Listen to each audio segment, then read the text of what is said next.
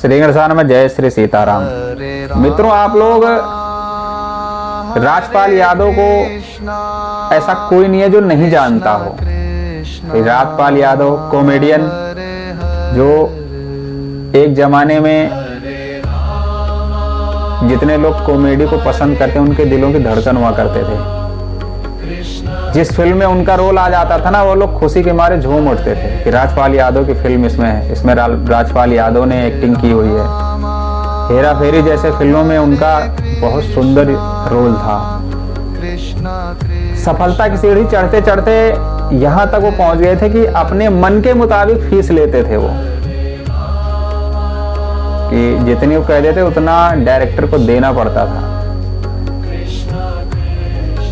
उनके घरों में आने जाने वालों की भीड़ लगी होती थी, लंगर जैसा चलता था। नवाजुद्दीन सिद्दीकी बताते हैं उनके घरों में लंगर जैसा चलता था।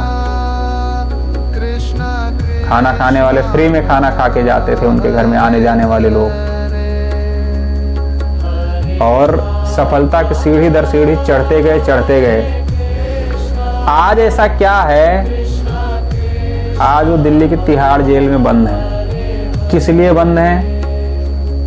कर्ज न चुका पाने के कारण। जो स्टार, उनकी करीब नेटवर्थ 80 करोड़ रुपए के आसपास है, आज भी वो जिस हिसाब से एड वगैरह करते हैं, एडवर्टाइज के पैसे, उस हिसाब से देखा जाए तो फिर भी ठीक ही कमाते। लेकिन ऐसा क्या हो गया कि जो आदमी करोड़ों रुपए फिल्मों में फीस चार्ज करता हो, आज उसके पास कर्ज चुकाने के लिए उन्होंने 2012 के आसपास अपनी फिल्म आई अता पता लापता में 5 करोड़ रुपए लिए थे किसी से, और वह फिल्म उनकी फ्लॉप हो गई, सुपर फ्लॉप हुई और उनका सारा पैसा डूब गया। आज उसका करीब 7 से 8 करोड़ रुपए ब्याज वगैरह मिला के है जो वो नहीं चुका पा रहे हैं, और आज दिल्ली के तिहाड़ जेल में बंद है। अब आप सोचो, एक एक्टर जो सफलता की ऊंचाइयों पर पहुंच चुका था, आज ऐसे गिर गया कि उसके पास 7 करोड़ चुकाने के लिए फीस नहीं, पैसा नहीं है। और फिल्म इंडस्ट्री, मुंबई इतनी बड़ी एक तरह से आर्थिक राजधानी है भारत की, कितने बड़े बड़े फिल्म इंडस्ट्री में दिग्गज हैं जो क्या राजपाल यादव की मदद नहीं कर सकते। लेकिन इसमें एक कारण होता है, जो सफलता की ऊंचाई चढ़ते हुए हम धड़ाम से गिर जाते हैं नीचे। आपने गोविंदा जी का भी नाम किसी को बताने की आवश्यकता नहीं है, ना किसी को पहचान कराने की आवश्यकता है। गोविंदा का नाम देश ही नहीं पूरी दुनिया में लोग जानते हैं। एक समय ऐसा था कि लोग, पब्लिक तो छोड़ दो, जो उनके फैंस हैं उनको तो छोड़ दो, डायरेक्टरों की लाइन लगी होती थी उनके घरों पे, भाई हमारी फिल्म कर लो, हमारी फिल्म कर लो। 40-40 फिल्में एक बार में साइन करना,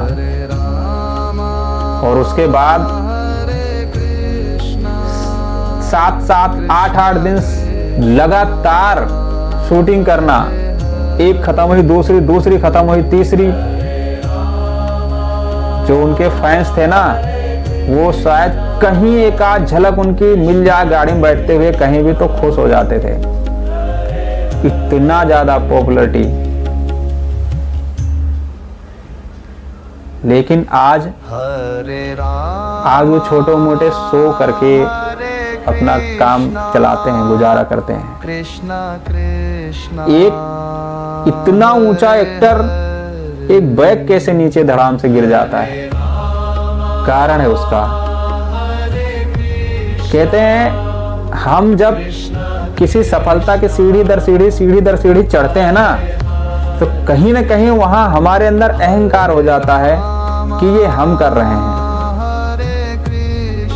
और हमारे पास इतना समय नहीं मिलता कि हम 2 मिनट भगवान के सामने खड़े हो जाएं, जिनकी वजह से हम चल रहे हैं। नहीं, हमें लगने लगता है कि हम अच्छा काम कर रहे हैं, हम अच्छी एक्टिंग कर रहे हैं, इसलिए हम अपनी सफलता की सीढ़ियों पर चढ़ते चले जा रहे हैं। वही गड़बड़ हो जाती है जब हमारे अंदर मैं आ जाता है, तो कि ये सब मैं कर रहा हूं। नहीं, हमें 2 मिनट भगवान के सामने खड़े होना चाहिए। कहते हैं बिनु सत्संग विवेक न होई और राम कृपा बिनु सुलभ न सोई। 2 मिनट अगर हम 24 घंटे हमारे पास हैं, करते रहें, ठीक है। 2 मिनट भगवान के पास आके खड़े हो जाओ ना, तो उसमें हमें ऊर्जा मिलती है भगवान की तरफ से, हमें विवेक मिलता है, हमें सच और झूठ का, सही और गलत का, अच्छे और बुरा का पहचान करने का हमें शक्ति मिल जाती है अंदर, कि हमें क्या करना चाहिए, क्या नहीं करना चाहिए, हमारे लिए क्या सही है, क्या गलत है। ये हमें भगवान के सिवा और कोई नहीं देता। बिनु सत्संग विवेक न होई और राम कृपा बिनु सुलभ न सोई। बिना सत्संग के विवेक नहीं आता है, और सत्संग राम जी की कृपा के बिना सुलभ नहीं है। बिना राम जी की कृपा के सत्संग नहीं मिलता, और बिना सत्संग के विवेक नहीं होता है। अब हम जब अपने ईश्वर से हट गए और हम सोचते हैं बस यही रंग बिरंगी दुनिया ही हमारा सब कुछ है, बस वही गड़बड़ी होना शुरू हो जाती है, और हम अपने जहाँ खड़े होते हैं वहीं से धड़ाम से नीचे ऐसा गिरते हैं, फिर हम दोबारा उठ के खड़े होने के काबिल नहीं बचते हैं। इसलिए हम अपनी सफलता की सीढ़ी चढ़ते रहें, लेकिन जिसकी वजह से चल रहे हैं, हम चढ़ रहे हैं, जो जहाँ से हमें ऊर्जा मिल रही, ताकत मिल रही है, वहाँ नहीं भूलना चाहिए। हमें धर्म पे अपने अडिग रहना है। हम दिन भर क्या कर रहे हैं, दिन भर कितने भी कार्य कर रहे हैं, करते रहना है, लेकिन उसमें 2 मिनट का जो भगवान का समय है ना, उसको जोड़े रखना है अपने जीवन में रोज का, कि 2 मिनट भगवान के पास होके ही हमें घर से निकलना है।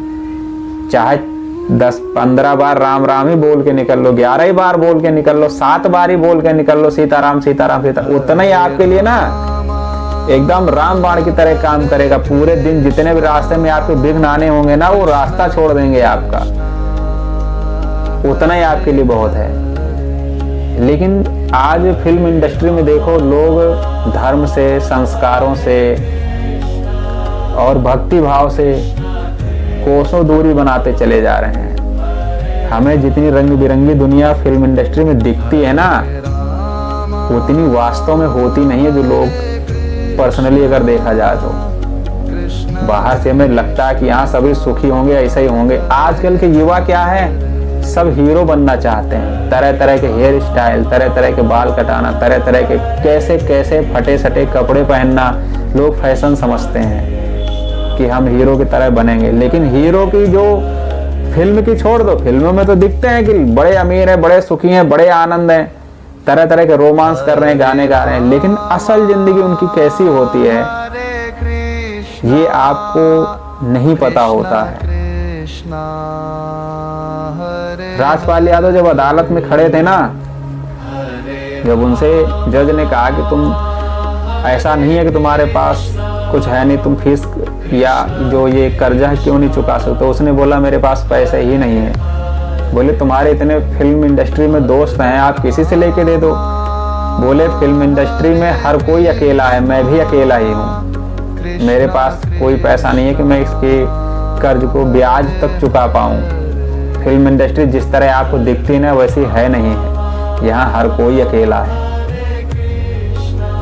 राहुल रॉय जो फिल्म आशिकी में आपको याद होगा, उस समय 90 के दशक में आई थी, रातों रात सुपरस्टार बन गए थे और उन्होंने करीब 35 फिल्में एक बार में साइन की थी। आज उनकी स्थिति देखी जाए तो बद से बदतर है। सफलता यदि हम चढ़ते चले जा रहे हैं तो हमें उसके लिए विवेक की आवश्यकता होती है, कि हमें अपने अंदर विवेक पैदा करना है कि हम इस चीज को कहाँ रोक सकते हैं। कुछ अगर गलत हमसे हो रहा है कि ये हमारी सफलता में बाधा आ सकता है, तो वहाँ हमारा विवेक काम करेगा कि हमें क्या करना चाहिए यहाँ पे। और यदि आपके अंदर विवेक नहीं होगा तो अहंकार आ जाता है, और अहंकार आपको सच और झूठ का, सही और गलत का, अच्छे बुरे का फर्क नहीं करने देता। अहंकार सिर्फ मैं कहता है कि मैं जो कह रहा हूँ वही ठीक है, जो मैं जो कर रहा हूँ वही सही है, और वहीं गड़बड़ी शुरू हो जाती है। इसलिए बिनु सत्संग विवेक न होई, राम कृपा बिनु सुलभ न सोई। सत्संगत मुद मंगल मूला, सोई फल सिद्ध सब साधन फूला।